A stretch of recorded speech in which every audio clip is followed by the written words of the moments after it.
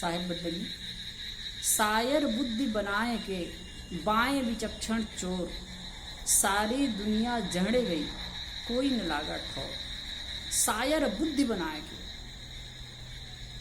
कुछ लोग समुद्र जैसे बुद्धि बनाकर पढ़ लिख कर के विद्वान हो जाते हैं, ज्ञानी हो जाते हैं, जानकार हो जाते हैं। बाएं विचक्षण चोर, लेकिन बाम मार्ग के होते हैं, उल्टा मार्ग में चलते हैं। ऐसे जो सूक्ष्मदर्शी ज्ञानी लोग हैं, पंडित हो जाते हैं, लेकिन बाम मार्गी होते हैं, चोर। और वो लोगों के विवेक धन को चुराने वाले होते हैं, अपने बुद्धि का, अपनी चतुराई का ऐसा उपयोग करते हैं ताकि लोगों के विवेक ध्यान को हनन कर सके, विवेक को समाप्त कर देते हैं और जिस किसी प्रकार अपना उल्लू सीधा करते हैं।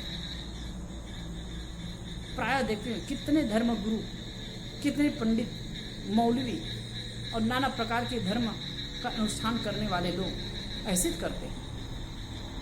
इनके पास बुद्धि और प्रतिभा की कमी नहीं रहती, बहुत ज्यादा रहती, लेकिन ये वाम मार्गी होते हैं, उल्टे होते हैं और जनता को गुमराह करते हैं। सारी दुनिया जहड़े गई, क्योंकि सारी दुनिया ठगा गई इन लोगों के चक्कर में, ऐसे लोगों के चक्कर में ठगा गई, क्योंकि इनके पास में इतना शब्द जाल अधिक होता है, इतना अधिक होता है कि वो कोई भी चीज को सिद्ध कर देते हैं,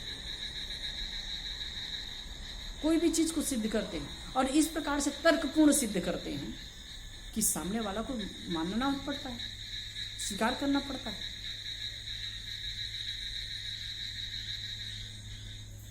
और साहेब कहते हैं इस ढंग से इनको उलझाते हैं, कोई लागा ठौर, कोई ठौर नहीं लगता, किसी की स्थिति नहीं होती, कोई शांति दशा में नहीं पहुंच पाता।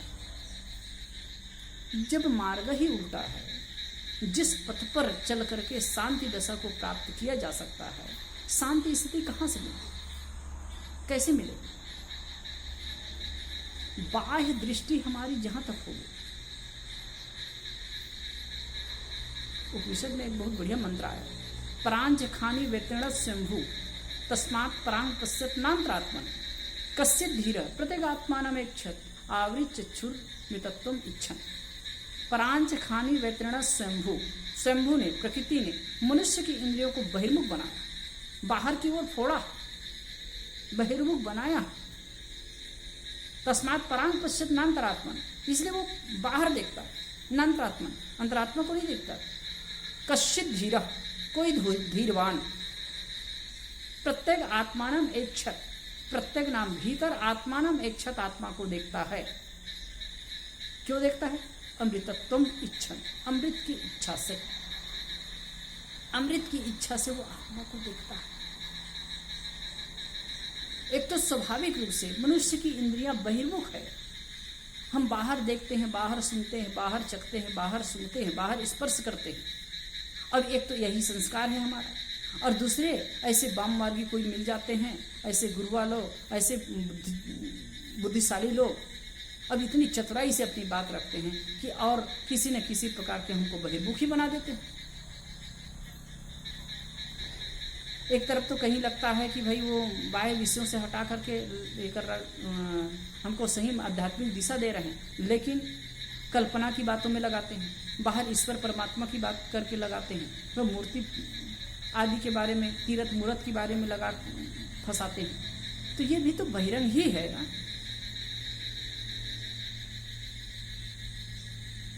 पूर्ण शांति की दशा इससे नहीं मिल सकती, क्योंकि अखिल दुनिया में, अखिल विश्व में किसी ने भी अपने आप में शांति उपलब्ध की है, शांति उपलब्ध की है तो अपने आप में, बाहर से लौटकर, अंतर्मुख होकर के। और कहां मिल सकता है आपको शांति? लेकिन इन शब्द जालों में, अंधविश्वास में देखो ना कैसे कैसे भटक करके उलझते हैं लोग, बिलबिलाते हैं। जीवन में कोई शांति और सुकून नहीं होता, सारी दुनिया जहड़े गई, कोई न लागत। शायद कहते हैं सारी दुनिया के लोग ठगा गए। कोई ठौर में नहीं लगा, किसी की स्थिति अच्छी नहीं हुई। मतलब अधिकतम लोग अपने आप को फंसा ले। इसीलिए कहते हैं विवेक पूर्वक गुरु का भी चुनाव करना चाहिए, ऐसे लोगों के पास में बैठना चाहिए। पर इसके लिए सीधी सी बात है, जो विश्व के शाश्वत नियम कारण कार्य व्यवस्था के अनुकूल जो बातें हो वो माननी है और उसके अनुसार चलेंगे। और ऐसे जो कोई मार्गदर्शन दे रहे हैं तो उसके अनुसार अगर हम जिएंगे तो हमारा कल्याण हो सकता है, हमारी स्थिति हमारी ठौर हो सकती है।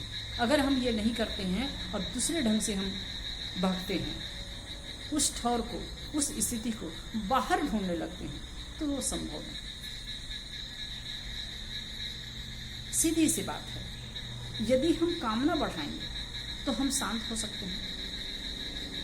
यदि हम आशा तृष्णा बढ़ाएंगे तो क्या हम शांत हो सकते हैं? चाहे कोई भी चीज की आशा हो, चाहे स्थूल विषय का हो चाहे सूक्ष्म विषय का हो, किसी चीज की भी आशा हमको सुख से बैठने कैसे दे।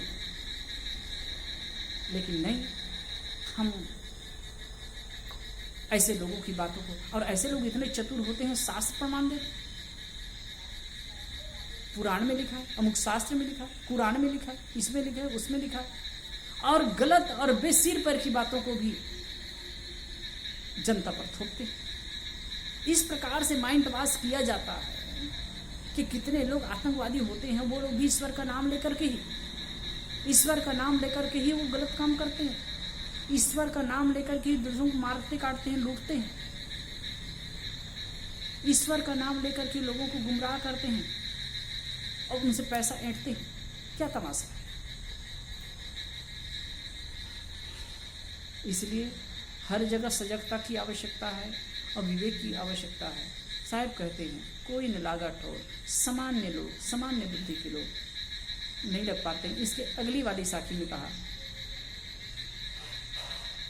कि कहे कबीर ते बाँचे जाके हृदय विवेक, बस जिसके हृदय में विवेक है, सत्य सत्य निर्णय करने की क्षमता है, वही इससे बच सकता है, अपने आप को बचा सकता है, सावधान हो सकता है, अपना कल्याण कर सकता है। साधु